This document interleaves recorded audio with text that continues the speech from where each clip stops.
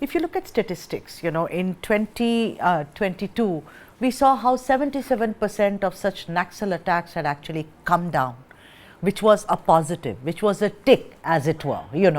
But then, isn't it said in your force as well as the forces all over the world, even one casualty is tragic enough. Now, in this case, the usual suspects, intelligence failure, we were caught napping, they have very advanced weapons, etc., must have happened. How do you see this particular incident or accident? General Khatoj. Well, thank you, Sudha. Oh, you're right. It is a very tragic incident. This shouldn't have occurred at all.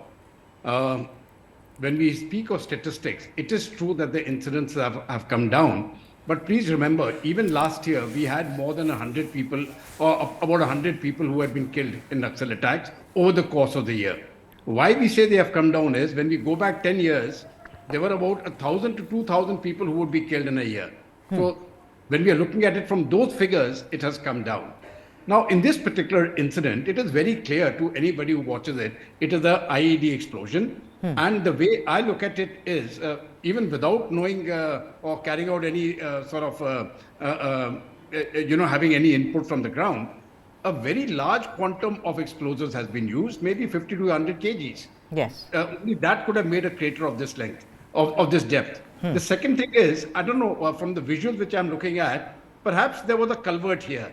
And this what do you call it, IED would have been placed in that culvert. And it is not necessary that it has been placed now. It could have been there for the last 3 to 5 years or 6 years. We don't know.